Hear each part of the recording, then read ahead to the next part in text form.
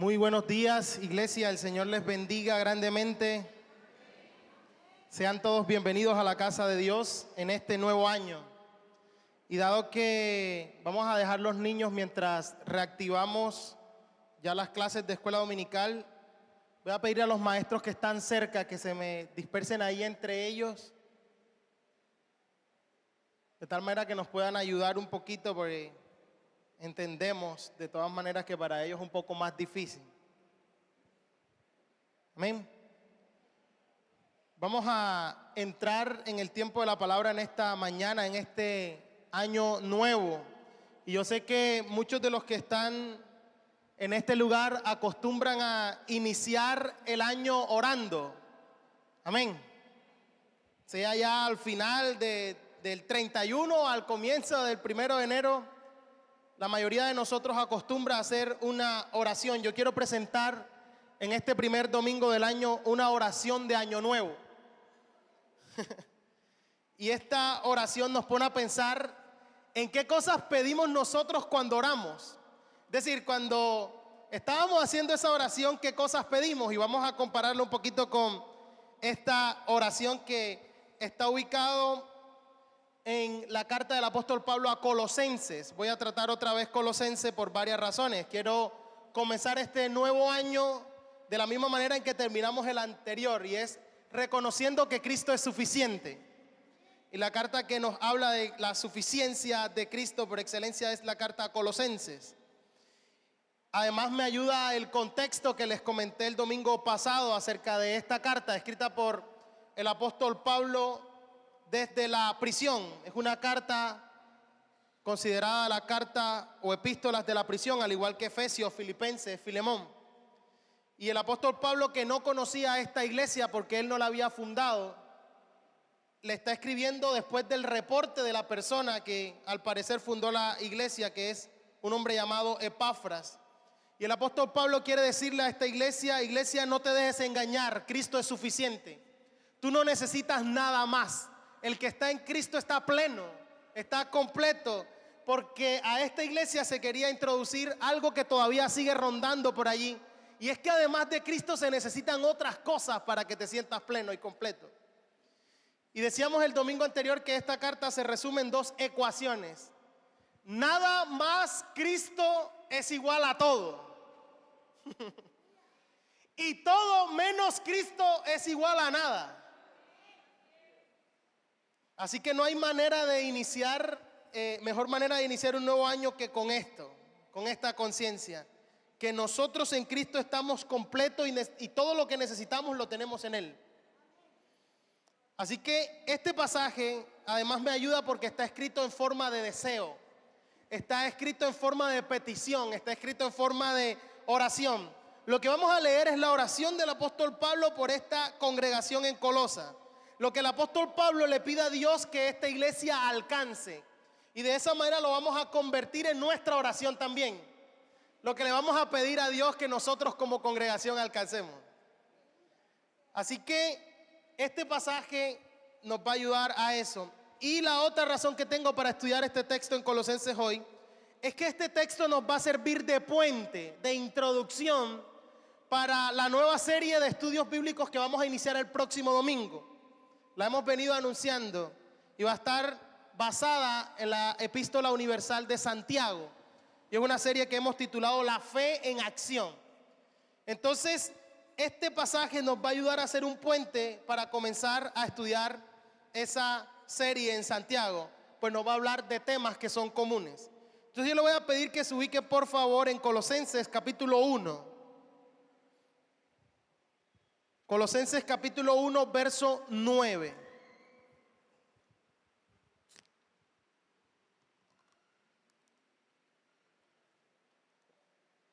Lo que vamos a leer es una oración, la oración del apóstol Pablo por la iglesia en Colosa.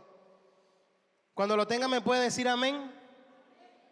Ok, versículo 9 dice: por lo cual también nosotros, desde el día que lo oímos, no cesamos de orar por vosotros y de pedir que seáis llenos del conocimiento de su voluntad en toda sabiduría e inteligencia espiritual, para que andéis como es digno del Señor, agradándole en todo, llevando fruto en toda buena obra y creciendo en el conocimiento de Dios, fortalecidos con todo poder, conforme a la potencia de su gloria, para toda paciencia y longanimidad, con gozo dando gracias al Padre que nos hizo aptos para participar de la herencia de los santos en luz, el cual nos ha librado de la potestad de las tinieblas y trasladado al reino de su amado Hijo, en quien tenemos redención por su sangre, el perdón de pecados. Y este pueblo dice: amén. Qué oración. Esto que está aquí es la oración del apóstol Pablo. Y le decía que le ayuda a uno a revisar sus oraciones. ¿Qué oramos cuando comenzó el año? Porque esta es una señora oración. El apóstol Pablo no está pidiendo nada material. Todas las peticiones del apóstol Pablo en esta oración tienen que ver con algo espiritual. Y el apóstol Pablo combina en lo que escriba cada una de estas iglesias en sus epístolas la enseñanza de la palabra, pero también nos deja ver de qué forma está orando por la iglesia. Y esta oración es un manantial de bendiciones espirituales. Nos pone a pensar en nuestras propias peticiones, qué pedimos nosotros. Y la estructura de esta oración es muy similar a todas las oraciones del apóstol Pablo, que debería ser la estructura de nuestras oraciones. En primer lugar, el apóstol Pablo presenta su petición en el versículo 9. ¿Qué es lo que pide? Lo vamos a encontrar en el verso 9. Luego, ¿cuáles son los resultados esperados con esta petición? ¿Qué es lo que espera? Eso va a estar del verso 10 a la primera parte del verso 12. Y luego el apóstol Pablo va a finalizar la oración con una alabanza. Era muy común, lo que se llama una doxología, una alabanza. Entonces tenemos la petición, el resultado, y luego la oración va a cerrar con una alabanza. Esta oración es muy importante. Y para el apóstol es importante que la iglesia sepa que él está orando específicamente por esto en la congregación de los colosenses. Así que profundicemos en cada uno de estos aspectos. Veamos en primer lugar la petición, versículo 9. ¿Qué es lo que pide el apóstol Pablo por esta iglesia? Dice que nosotros el día que lo oímos no cesamos de orar por vosotros. Y aquí viene, y de pedir. Esto es lo que nosotros pedimos, que sean llenos de plata.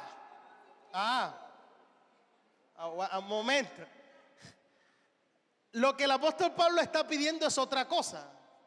Que sean llenos del, algo que él llama conocimiento de su voluntad. Y luego agrega, en toda sabiduría e inteligencia espiritual. Esta es la petición. Parece que una vez el apóstol recibe el informe de Epafras de cómo está la iglesia está bien, la iglesia está creciendo en fe, en amor. El apóstol Pablo escucha ese informe y comienza a orar. Pero qué interesante, porque el apóstol Pablo está orando por gente que está bien. Nosotros acostumbramos a orar cuando alguien está mal. Amén. O cuando nosotros mismos estamos mal. El apóstol Pablo está orando por gente que está bien. Y la mayoría de nuestras oraciones se concentran en quienes están sufriendo, en quienes están enfrentando la dificultad de una enfermedad, una circunstancia difícil. Y eso está bien, pero fíjense que esta oración del apóstol Pablo es por alguien que está progresando en la fe, por una iglesia que está avanzando. Y yo creo que esto nos dice que nosotros tenemos que estar alerta, porque siempre que se está progresando en la fe vamos a tener una mayor oposición. Eso requiere que nosotros tengamos una mayor capacidad de expandir nuestro conocimiento de Él. Y lo otro que a mí me llama la atención es que el apóstol Pablo está orando incesantemente por gente que no conoce, que no ha visto. Qué interesante eso también. Sin embargo, para él es más importante orar porque la obra de Dios sea extendida y sea conocida. Y fíjense cómo están relacionadas las dos cosas. el amor que Pablo tiene por el Señor, por Dios, lo lleva a orar, a tener comunión permanente con Él. Pero el amor que el apóstol Pablo siente por estos hermanos le lleva a orar por ellos, a presentarlo delante de Dios. Es decir, estas dos cosas están presentes siempre en la vida de oración. Nuestro amor por Dios nos lleva a tener comunión con Él, pero el amor por nuestros hermanos nos lleva a presentarlos delante de Dios. Yo les decía hace algunos domingos que no existe mayor muestra de amor que alguien ore por otro. Con todo lo que usted tiene, ¿cierto? Con todo lo que cada uno de nosotros tiene para presentar delante de Dios, tomar y dedicar ese tiempo de oración para no orar por ti, para orar por otro, es una muestra de amor tremenda.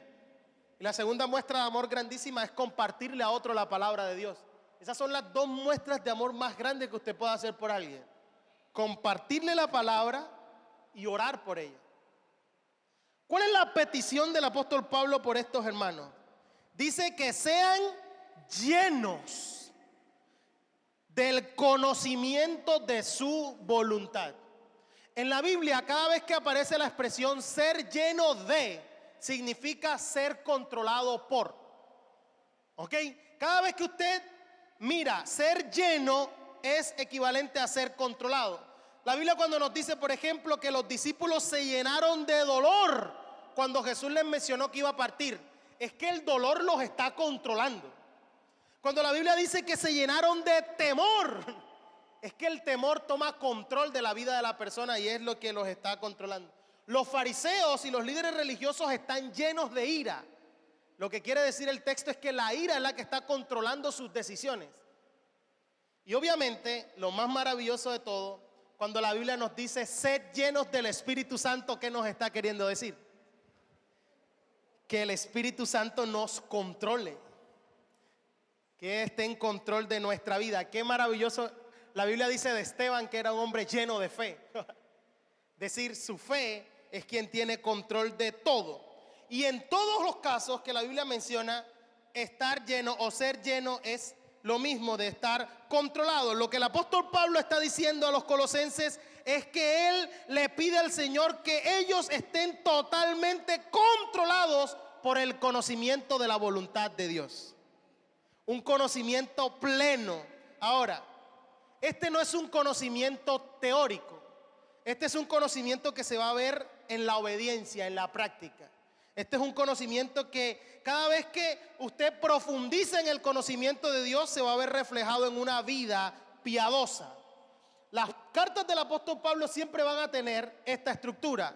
El primero le va a decir una parte doctrinal, un fundamento doctrinal, y después le va a decir cómo lo deben aplicar. Usted lee la carta del apóstol Pablo a los romanos, que lo estudiamos hace tiempo. Sus primeros 12 capítulos son completamente doctrinales y doctrina pura.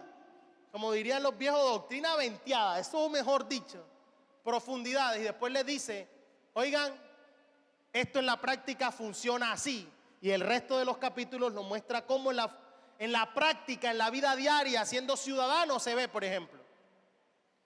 Usted lee la carta del apóstol Pablo a Gálatas y sus 4 capítulos primeros son doctrinales y después viene la práctica. Efesios de la misma manera, los 3 primeros capítulos son teóricos de fundamento doctrinal y después la aplicación. ¿Cómo se ve esto en la realidad? Yo le decía que esto nos sirve para hacer un puente con lo que queremos hacer con la carta de Santiago.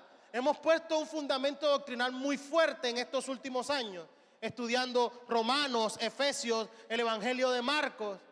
Ahora ha llegado el momento de ponerlo en práctica. Y la carta más práctica del Nuevo Testamento es la carta de Santiago.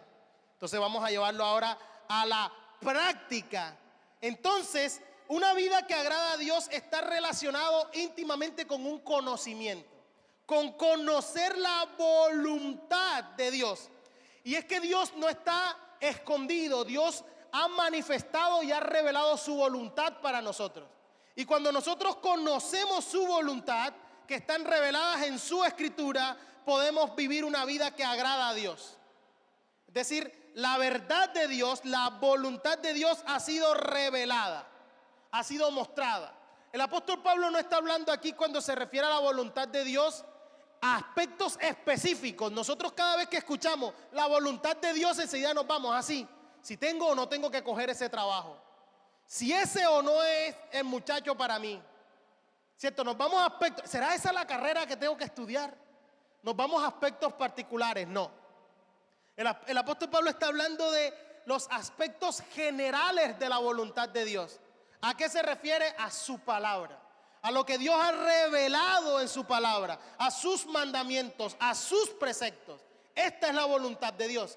Y la Biblia es categórica en decirnos cuál es la voluntad de Dios. Por ejemplo, la voluntad de Dios es que todos sean salvos, es que las personas se salven.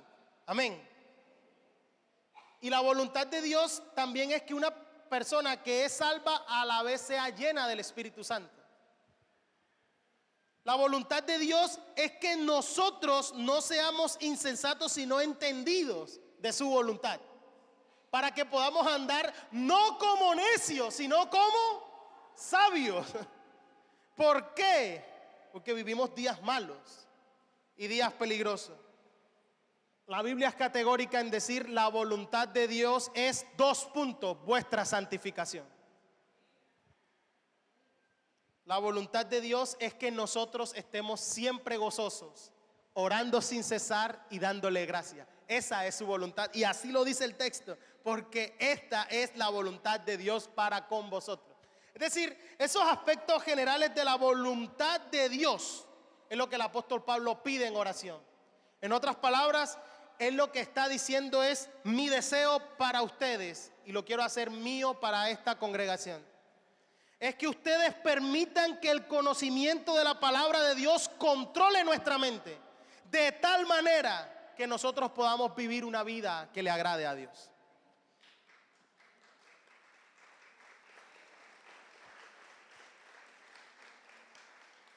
Escúcheme bien lo que le voy a decir. Aquello que controla nuestros pensamientos, controla nuestro comportamiento. Nosotros somos el resultado de aquello que controla nuestro pensamiento. Y lo que el apóstol Pablo está pidiendo es que el control de nuestra mente esté por completo sometido a la palabra de Dios, a su voluntad. Y que el resultado de que el conocimiento de la palabra de Dios controle nuestra mente, ¿cuál es? Nos va a llevar a toda sabiduría, a toda inteligencia espiritual. Wow. Sabiduría e inteligencia, sabiduría y entendimiento. Parece que fueran sinónimos, pero en realidad tienen connotaciones distintas. Sabiduría, Sofía, es la capacidad de almacenar. No estoy llamando Sofía. No.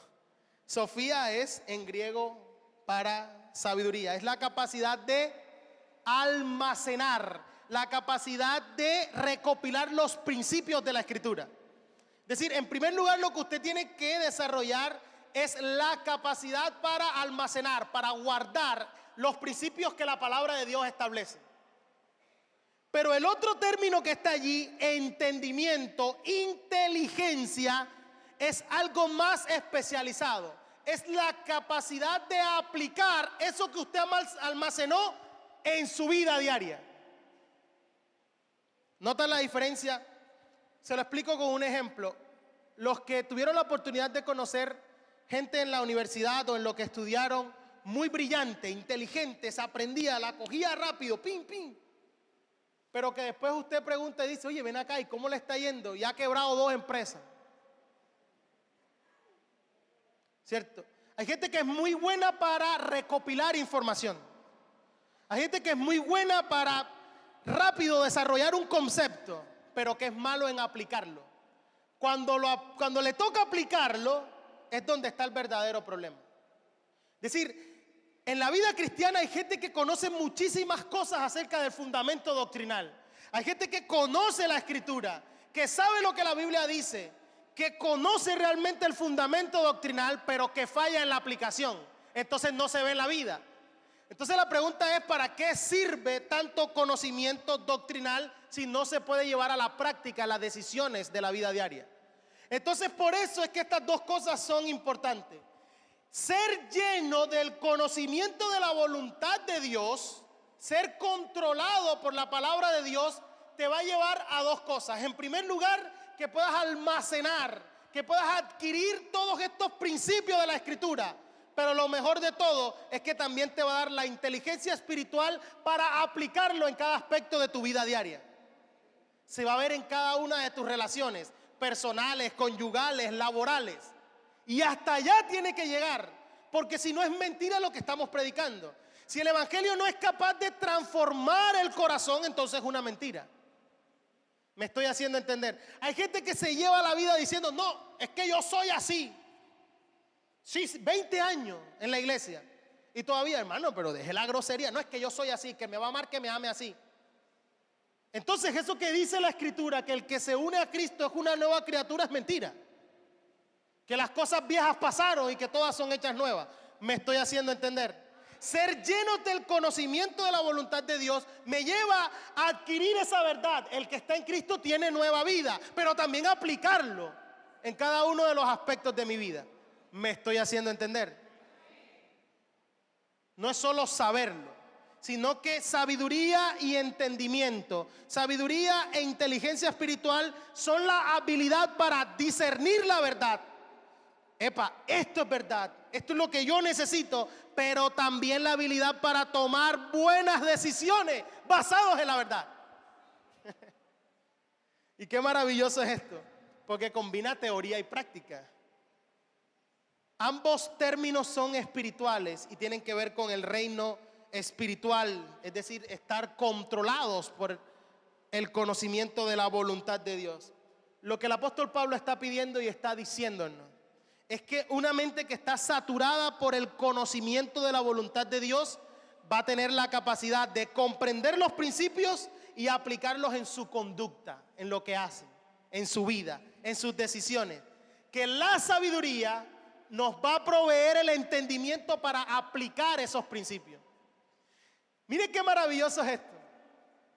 Eso quiere decir que si nosotros somos llenos y controlados por la voluntad, por el conocimiento de la voluntad de Dios, ya no tengo que preocuparme por la decisión de si este es o no es el chico. Me estoy haciendo entender. En los aspectos particulares, yo voy a aplicar este gran conocimiento de la voluntad de Dios y yo sé cuándo sí y cuándo no.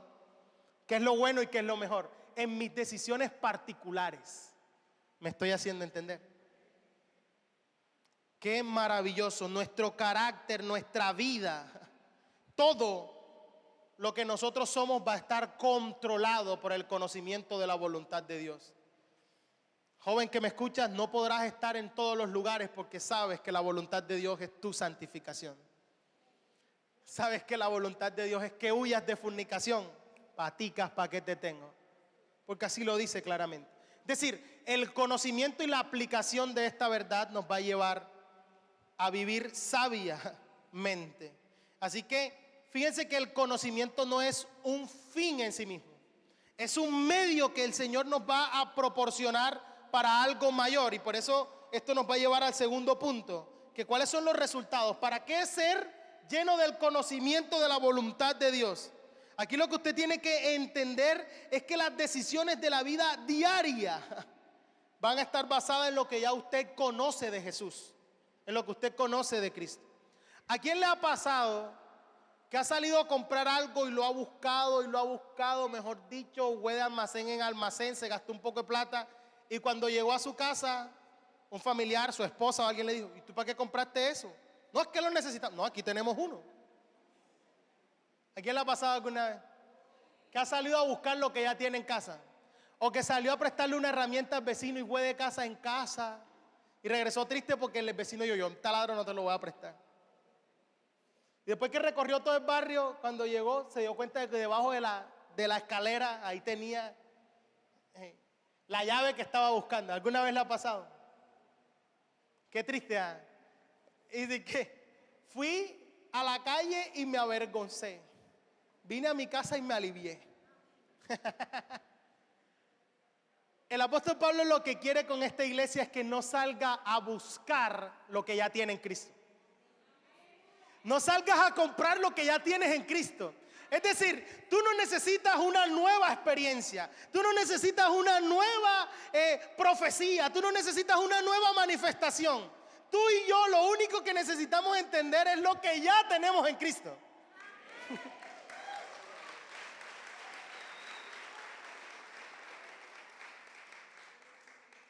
Es decir, no es que tengas que conocer algo más, porque en ese afán de conocer algo más, allá afuera está ese lobo disfrazado, ¿cierto? Diciendo, te lo tengo. Tú lo que necesitas es este vasito de agua. Llévalo a las 6 de la mañana y allá va la gente con el vasito de agua. Llévate esta florecita y ponla detrás de la puerta y este año, Dios. Y allá va la florecita. Aprovecharse de eso. Y lo que nos está enseñando este texto es que tú no necesitas conocer algo más. Lo que tú y yo necesitamos es un mayor entendimiento de lo que ya tenemos en Cristo. Y de que si estamos en Él estamos completos. Hermano, no compres lo que ya tienes. No busques fuera del Evangelio lo que ya el Evangelio te dio. No vivas como si te faltara algo, porque en Cristo estamos completos. Y aprovecho que están los jóvenes aquí. Esa tía borracha del 31 que te decía, pero mira que te falta que... No sé, este pelado vive como aguantaba, a este pelado le falta vida. Tú le dices, no. El que tiene al Hijo tiene la vida, el que no tiene al Hijo no tiene la vida. A mí no me falta, a mí me sobra, porque la vida que Él da la da en abundancia. Así que no vivo como si me faltara algo. Hay gente que mira al mundo como si el mundo tuviera algo que nos faltara. Ay, si yo, si tan solo yo pudiera. No, hermano. El mundo no tiene nada que tú necesites, porque en Él estamos completos. No andes buscando lo que no necesitas. No es buscar nuevas cosas, es entender lo que ya fue revelado por Dios en su palabra para nosotros. Eso es lo que necesitamos. ¿Cuál es tu mayor proyecto de este año? Bueno, en esta petición del apóstol Pablo está lo que podría ser el mejor proyecto, no del 2019, de toda la vida. Es decir, si te vas a proponer algo, proponte esto: ser lleno del conocimiento de la voluntad de Dios. Porque esto me va a ayudar en toda sabiduría e inteligencia espiritual a retener la palabra y a aplicar la palabra. Bendito sea Dios. Sí, porque hoy es un día muy duro en muchas iglesias. Hoy es un día donde dicen, no, este va a ser el año. Este es el año del crecimiento. Este es el año de la prosperidad. Este es el año de la multiplicación. Este es el año de la sobreabundancia. Este es el año de lo sobrenatural. Este es el año, entonces imagínate, y tú un año aquí, un año aquí. Bueno, total, pónganse de acuerdo, ¿es el año de qué? Y no quiero aguar la fiesta, con todo respeto, créanme. No quiero ser un aguafiesta. Pero no hay ninguna diferencia entre este domingo y el domingo pasado. Es exactamente nuestra misma vida, nuestra misma lucha, el mismo mundo caído donde nos ha tocado vivir. El mismo mundo en el Señor nos dijo, en Él tendréis aflicción, pero confiad, yo he vencido al mundo. Es decir, yo quisiera decirte, todo te va a salir bien este año, pero les mentiría. No va a ser así. Es decir, van a haber circunstancias difíciles. Dos amén. Van a haber momentos duros. Va a haber momentos difíciles. Pero cuando crecemos en el conocimiento de la voluntad de Dios, vamos a tener toda la sabiduría y la inteligencia espiritual para que su palabra nos diga, tranquilo, yo estoy contigo todos los días hasta el fin del mundo. No te preocupes.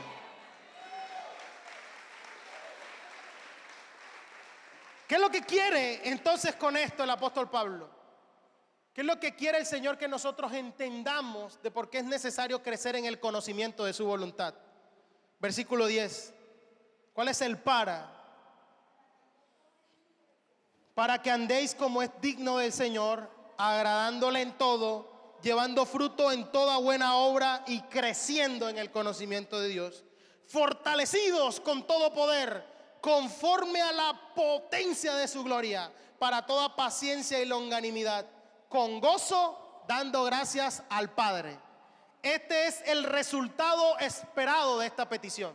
Es decir, cuando somos llenos del conocimiento de la voluntad de Dios, en toda sabiduría, en toda inteligencia espiritual, lo que se produce es un andar digno.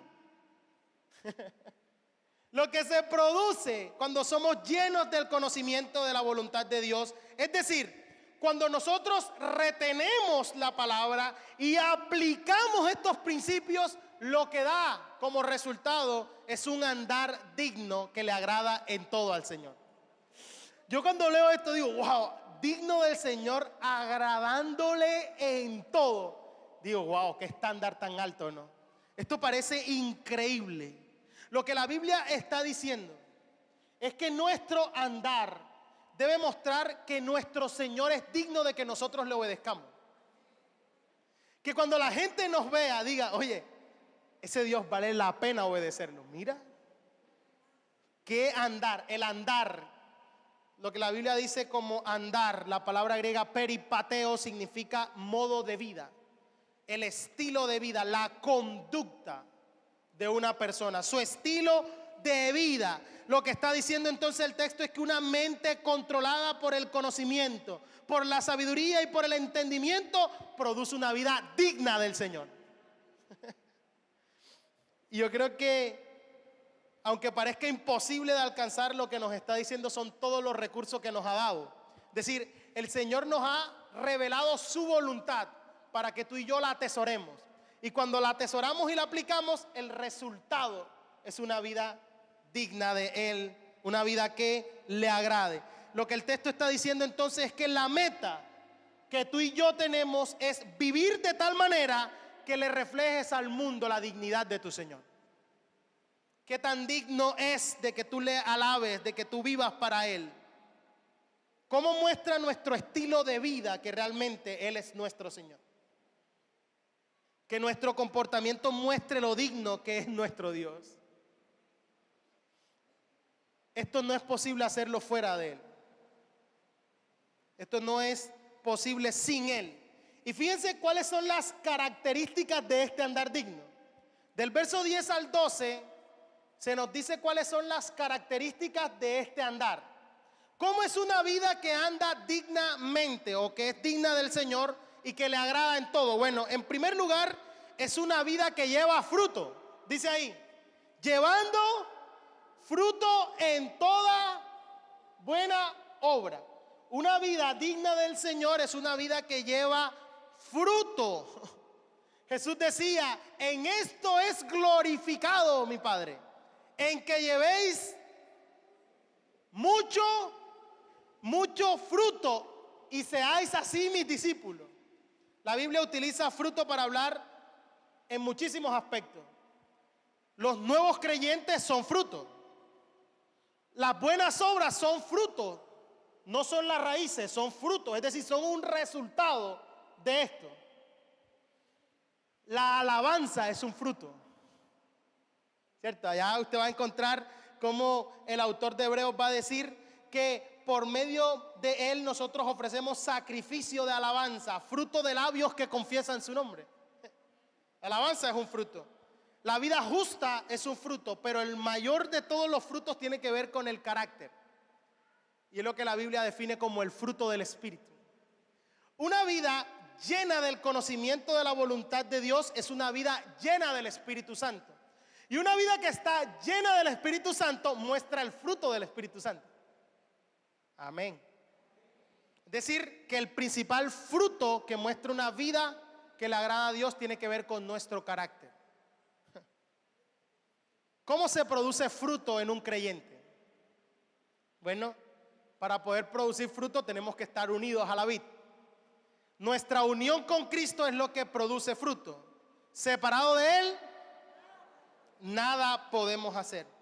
Pero hay un texto que a mí me agrada muchísimo también, que está en Santiago 3:17, que vamos a estudiar en la serie a partir del próximo domingo.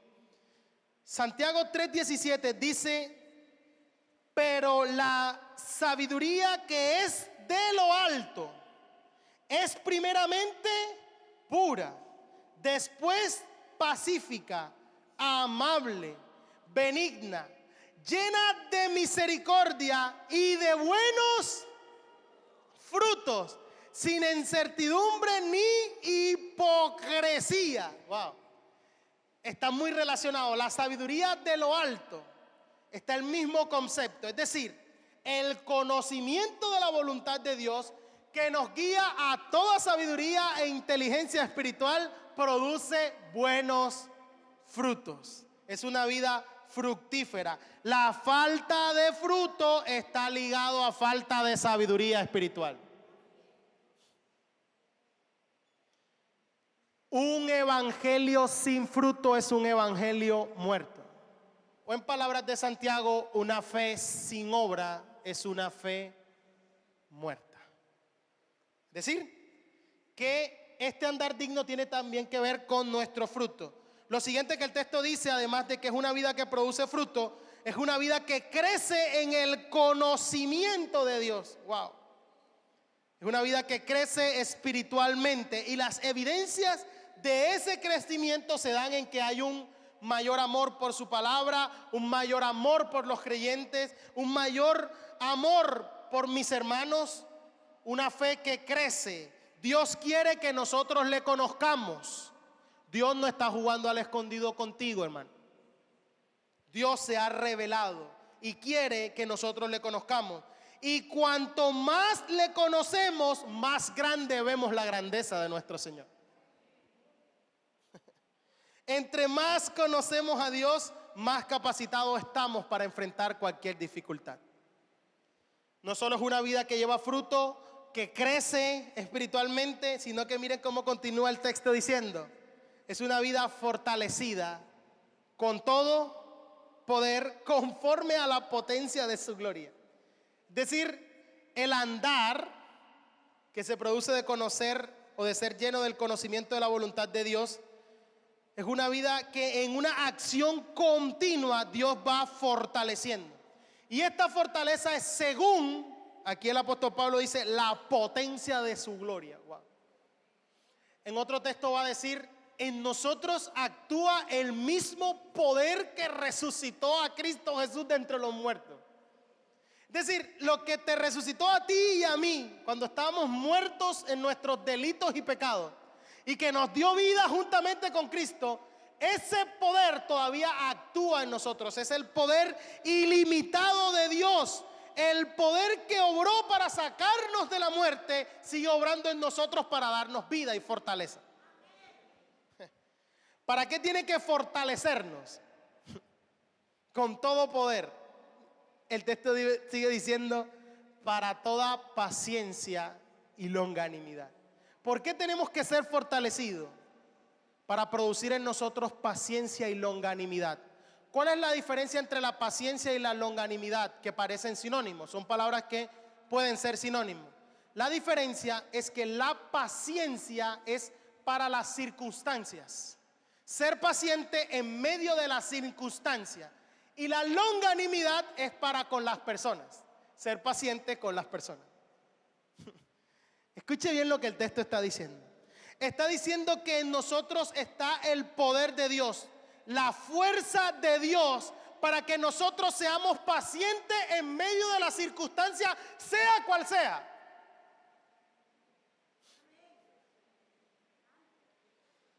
Sea cual sea.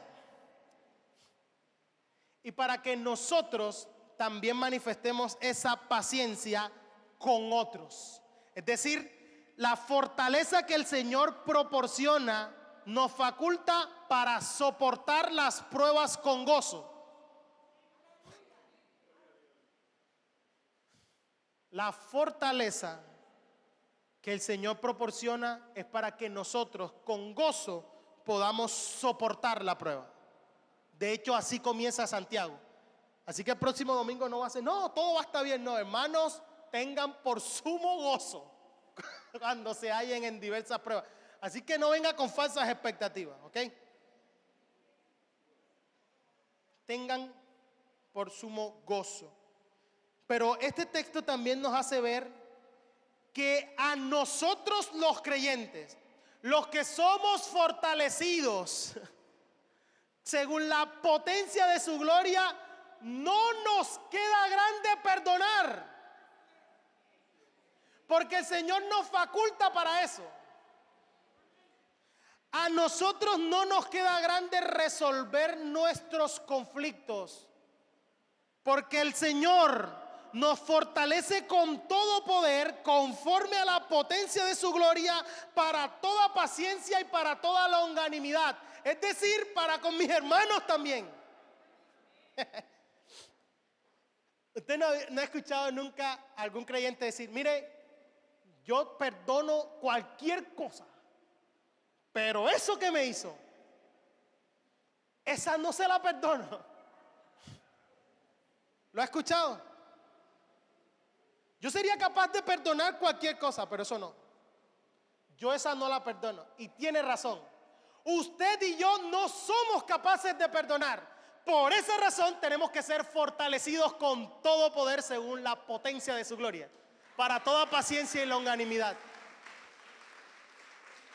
Y como usted y yo no podemos soportar esa situación y esa circunstancia difícil, el Señor nos fortalece con todo poder que produce paciencia. Y como no somos capaces de perdonar, el Señor nos fortalece con todo poder, con toda longanimidad. Wow. Hermano, le voy a decir una cosa. Yo no soy profeta, pero no hay situación ni persona que a usted y Dios le quede grande en todo este año. Entonces sí, salga, venga lo que venga, porque no hay ni circunstancia, ni condición, ni siquiera conflicto personal que, si usted está controlado por el conocimiento de la voluntad de Dios, le quede grande. Usted va a saber cómo retiene lo que la palabra le ha enseñado y después cómo lo va a aplicar en esa situación particular.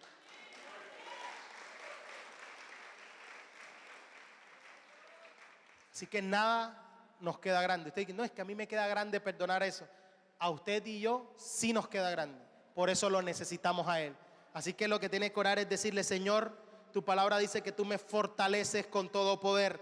Fortaléceme conforme a la potencia de tu gloria, para toda paciencia, para soportar esta prueba con gozo y adorándote, para poder perdonar lo que tengo que perdonar, porque tú eres capaz de fortalecerme con toda longanimidad.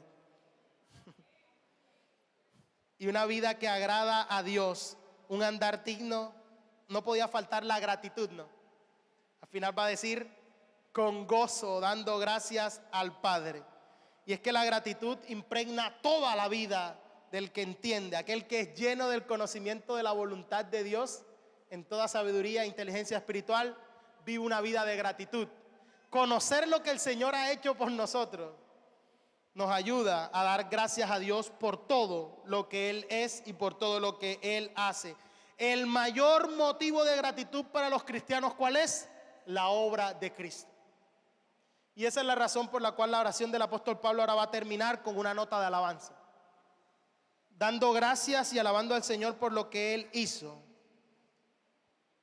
Al igual que nuestras oraciones contienen alabanza, bueno, el apóstol Pablo ahora, de la segunda parte del verso 12 hasta el 14, encontramos en tercer lugar la alabanza. Dice que nos hizo aptos para participar de la herencia de los santos en luz, el cual nos ha librado de la potestad de las tinieblas y trasladado al reino de su amado Hijo, en quien tenemos redención por su sangre, el perdón de pecado. Pablo fundamenta su alabanza en la obra de Cristo, en la salvación, siendo no hay motivo de alegría, de gozo más grande. Y fíjense que Pablo resume toda la obra de Cristo en tres partes o en tres palabras sencillas. Dice: en Él tenemos herencia, Él nos ha liberado y Él nos ha trasladado. Él nos hizo aptos. Él nos adoptó como sus hijos. Y además de adoptarnos como sus hijos, nos hizo aptos para ser coherederos con Cristo.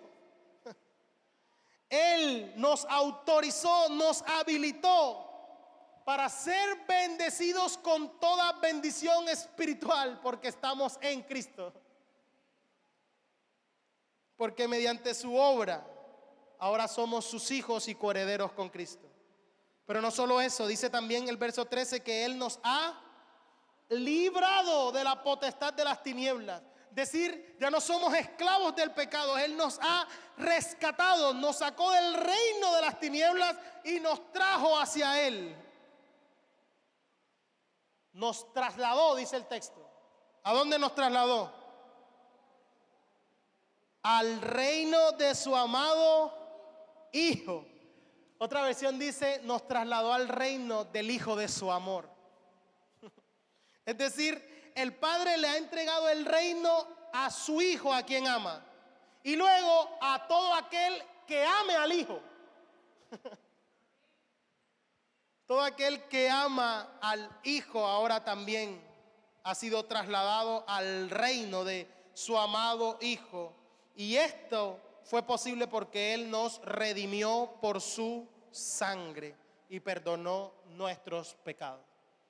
Entonces, mis amados hermanos, para resumir, ¿qué es lo que este texto tan maravilloso, esta oración, que es nuestra oración de Año Nuevo, pide al Señor? Pide que cada uno de nosotros sea lleno del conocimiento de su voluntad, en toda sabiduría e inteligencia espiritual. Si nosotros somos controlados por la palabra de Dios, vamos a poder andar como es digno del Señor. Vamos a poder agradarle en todo. Ahora, ¿qué es una vida que le agrada en todo al Señor? ¿Qué es andar dignamente de Él? Bueno, es llevar mucho fruto, es ser fortalecido con todo poder, es agradarle de tal manera que nuestra vida muestre quién es Él en toda buena obra, es crecer en el conocimiento de Él en toda paciencia y longanimidad, y es vivir una vida de gratitud. Cuando hacemos eso, podemos entender que nosotros podemos vivir una vida agradecido por lo que Él ha hecho. Nos hizo coherederos con Él, nos ha liberado y además de eso nos ha trasladado al reino de su amado Hijo. Hay razones suficientes para agradecer. Alvarito decía, ya que importa que fue 2018, ya que importa si fue 2019, si es 2020, 2021. ¿Qué es cada uno de los años para un Dios que 1000 años son como un día? Para un Dios eterno. Yo creo que el cambio de año dice más de nosotros que de Dios. Habla de nuestra brevedad. Habla de nuestra limitación del tiempo. Amén. De que cada vez nuestros días se van acortando más y más. Y de que inevitablemente vamos transitando hasta el día en que nos toque partir de este mundo. Es decir, habla más de nuestra brevedad. Moisés dice, para ti todos esos años son como una de las partes de la vigilia de la noche, 3 horitas. Como una de las vigilias de la noche son 1000 años para ti. Es decir, han pasado 2019 años y para Dios son 6 horas. Habla más de nuestra brevedad, porque nosotros tenemos un Dios eterno. Entonces habla de cuánto nosotros tenemos que mirar bien cómo andamos, aprovechando bien el tiempo porque los días son malos, y andando no como necios, sino como sabios. Eso es lo que el Señor desea. Ahora, ¿cómo andar como sabios? Uniéndonos, usted y yo, en el mayor propósito para nuestra vida, ser llenos del conocimiento de su voluntad. Oremos de esa manera en esta mañana. Cierre sus ojos donde está. Y decimos, Señor, nuestra petición en esta mañana es la petición de esta oración maravillosa en Colosenses. No cesamos de orar de esta manera, Señor. Que podamos ser llenos del conocimiento de tu voluntad. Ser controlados por lo que tu palabra dice, Señor. No en mis propias opiniones, no en mis propios conceptos, no en mis propios pensamientos. No es lo que a mí me parece, Señor.